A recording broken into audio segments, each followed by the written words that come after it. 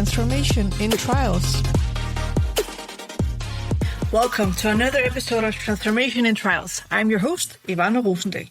In this podcast, we explore how clinical trials are currently transforming so we can identify trends that can be further accelerated.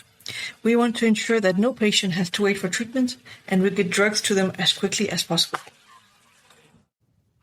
Welcome to another episode of Transformation in Trials. Today we're going to be focusing on the topic of AI-powered cloud infrastructure for biotechs. And with me in the studio to discuss this topic, I have Dr. Ilya Burkov. Welcome, Ilya. Thank you for having me, Ivana. Thank you. Can you tell me a little bit more about what you're currently up to and why this is a topic of interest to you? Great. Yeah, great to be here. So my name is Dr. Ilya Burkov. I'm the global head of healthcare and life science growth here at Nebius. I'm based in the UK. I've been leading the vertical for about 11 months now. I joined with about 15 years of experience in healthcare and life science sector. Before Nebius, I was working in AWS cloud services, so at Amazon, which was a really great experience and my first insight into cloud compute and the magic that it entails. And prior to that, I was involved in several different healthcare startups across the UK and Europe. And early in my career, I worked in orthopedics at Brooks Hospital in Cambridge, where I worked on biomarker identification of early disease onsets, things like osteoarthritis, osteoporosis, looked at regenerative medicine and dabbled in some biomedical engineering as well. Very cool. Good broad experience. Yeah.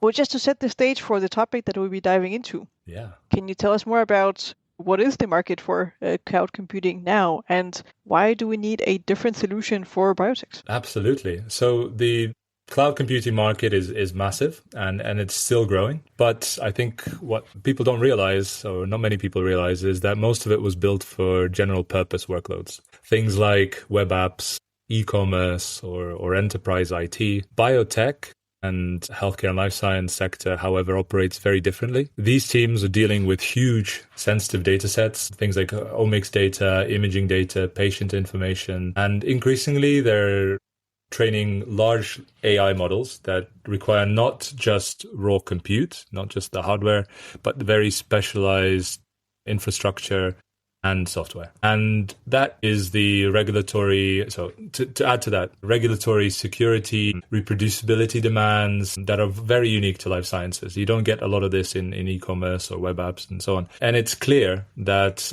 one size fits all does not work when it comes to this. Biotechs need infrastructure that's purpose-built, but it's optimized for scientific workflows. Compliant by design, but it also adds the ability to support AI from discovery all the way to clinical development. And that's the gap that we at Nebius are addressing. Very interesting. What does compliance by design look like when we're talking about cloud computing? Yeah, it's from the start, when you talk about how the data is stored, where the data is stored, looking at data sovereignty and everything that comes with it. Different geographies have different regulations, have different compliance requirements. Making sure that that is all taken care of is key. And making sure that the infrastructure itself handles the data in a safe and secure manner. I see. And if we go like a step deeper into the infrastructure here. If you were to explain to perhaps a high school student, how would you explain what a GPU is and why is it important? I get that a lot, actually. Even explaining to like my family or other people, friends that might not be working in this industry. Imagine your brain doing maths. A CPU is like a really smart person solving one hard math problem at a time. That's a central processing unit. A GPU, which is the graphics processing unit, is like a whole classroom of students involved all together into solving lots of math problems all at once. So it's that accumulation of computational power that it entails. So originally GPUs were built to handle graphics in video games, like drawing thousands of pixels very, very quickly on the screen. But it turns out that the same ability to do tons of small calculations in parallel makes them perfect for AI, where models that are designed by software engineers and others, they need to process huge amounts of data at lightning speed. So if you're training an AI to recognize cancer cells, or design new medicines, a GPU would let you do that work faster than any regular computer chip that you would find, like a CPU. Now that's very cool and a nice and simple explanation. So if we consider the use that you just described for this sort of cloud computing, it sounds like you're talking about using it for drug discovery, basically as one of the use cases. I'm curious, are there any other cool ways that your solution has been used so far? Yeah, so absolutely. We cover a plethora of different solutions, but I would say that we focus on drug discovery, drug development, genomics, multiomics. There is an aspect of biotech, health tech, med tech as well. So looking at imaging data analysis and so on. We've seen a really wide range of high impact solutions built on our platform. Everything from AI models that predict drug target interactions to kind of fully automated pipelines for analyzing genomic and imaging data. So some biotech teams are training foundation models on protein structures or small molecules. Others are using our infrastructure to power various types of labs and running real-time data learning loops. We work with companies that are hired by pharma companies to integrate some of their workflows. We work with groups that are looking at single cell modeling, where they are using a virtualized approach to say which drug is more effective than the other for oncological treatments, targeting a tumor cells. We are working with groups that are using it for quantum chemistry. I think in terms of possibilities, it's endless within this, and it's not just in one particular segment of this healthcare and life science vertical. Very cool. And how much of the infrastructure do you provide, and do people build applications on top? Or how much of the stack do you offer? So yeah, we are a full stack solution. The approach that we take is that we give access to the GPUs, but not just the hardware. We have the layer of software on top to handle things like managed Kubernetes, managed Slurm.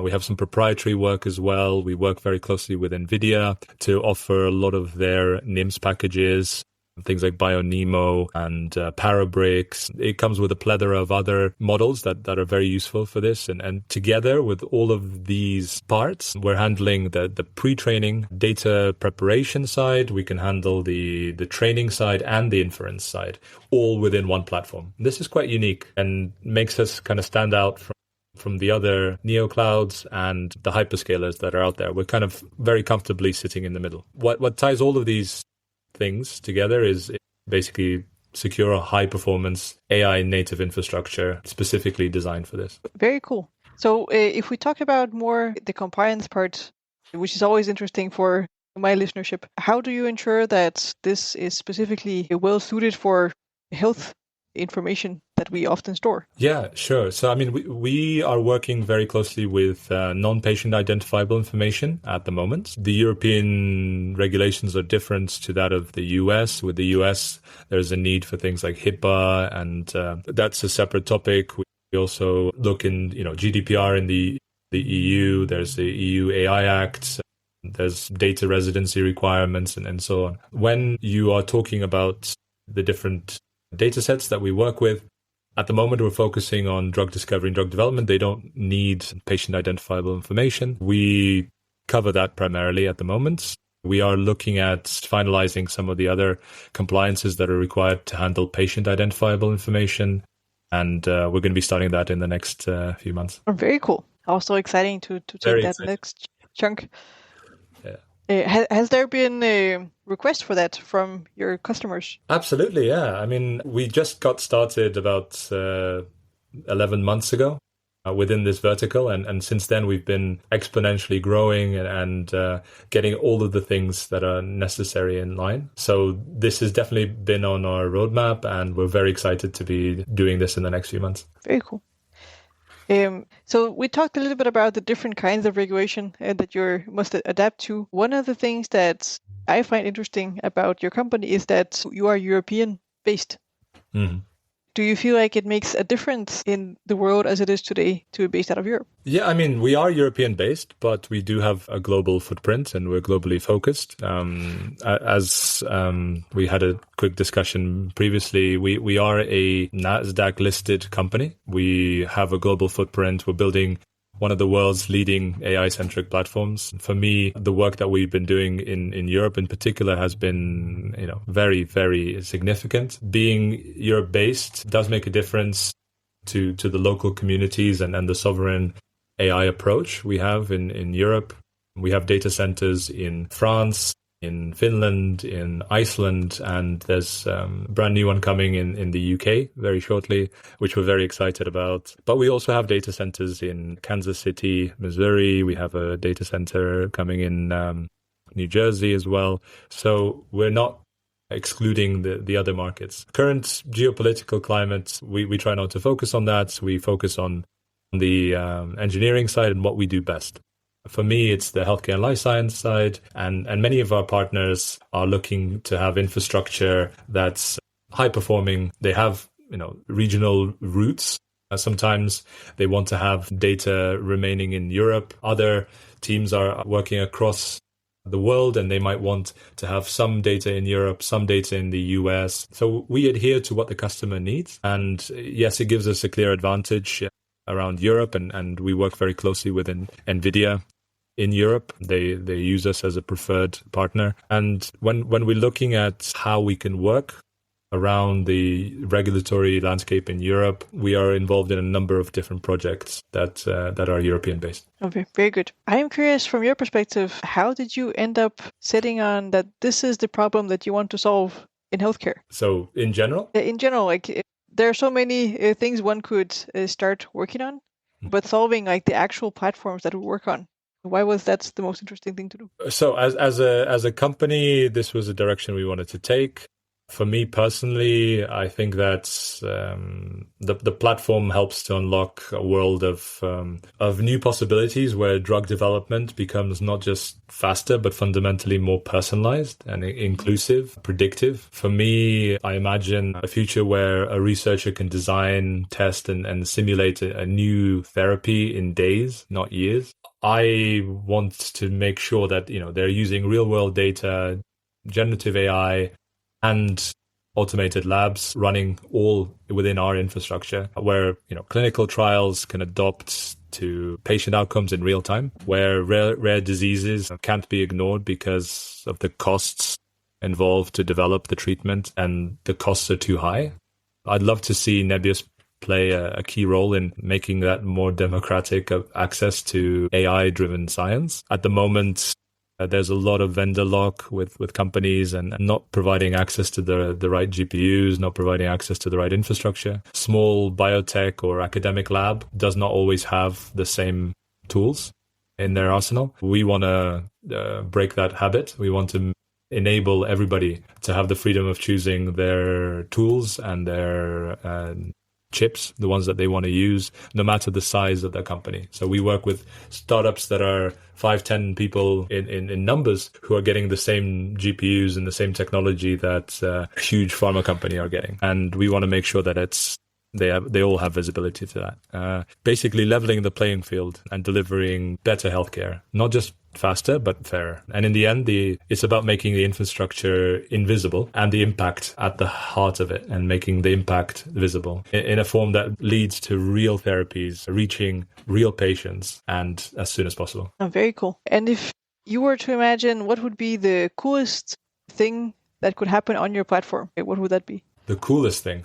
Yes. Okay. I would say that probably connecting the cutting edge technology to the complexity of the human biology. Early on, I worked in computational biology and various other things, and I was fascinated by how data can help us understand diseases in a systematic level. That led me to kind of understanding what we are working on. If we can enable as many startups, as many enterprise-based companies, as many clinical environments with this infrastructure underneath, and can scale so that they can collaborate across the teams to make these breakthroughs in innovation, that's key. And one example I like to give is I had a discussion with a scientist at a university who said typically it would take them 3 PhD students and around 4 years per person to understand the interaction of a molecule. And the work that they were doing has always been thought of, how much can I achieve in my lifetime before I have to hand over to the next generation to continue the work? And he said that with the power of generative AI and with the power of AI GPU use, he has been able to accelerate that work into achieving what he wants to get within his lifetime and not have to limit himself to studying everything at a one by one status. Yeah. He can do so many things sequentially and have his PhD students working on things one after the other rather than just focusing all the time on one thing.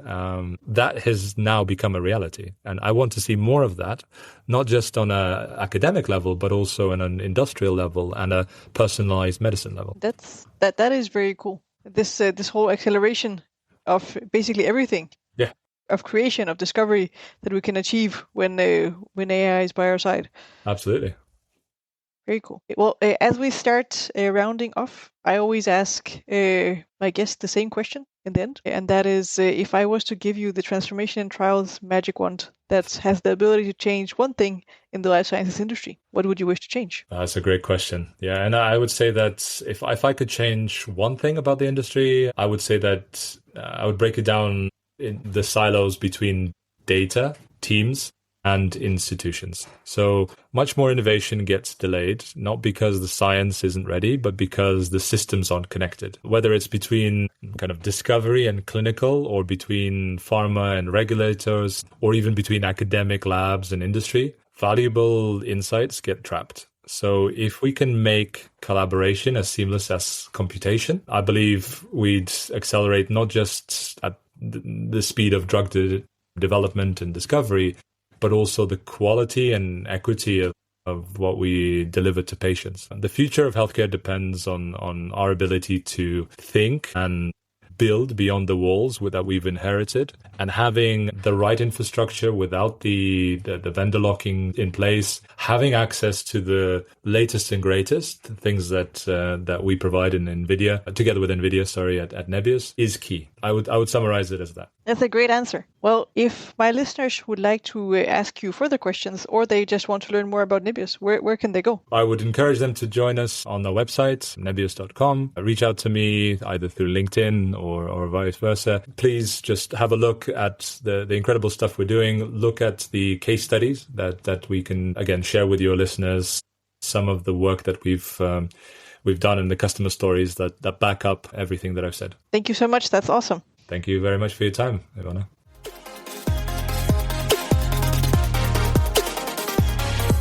Thank you so much for tuning in to another episode of Transformation in Trials. If you have suggestions for a guest for our show, then reach out to me, Ivana Rosendal, via LinkedIn. If you'd like to support the show, you can now buy us a coffee. Find a link in the show notes. Thank you so much for tuning in to another episode of Transformation in Trials. Thank you so much for tuning in to another episode of Transformation in Trials. If you have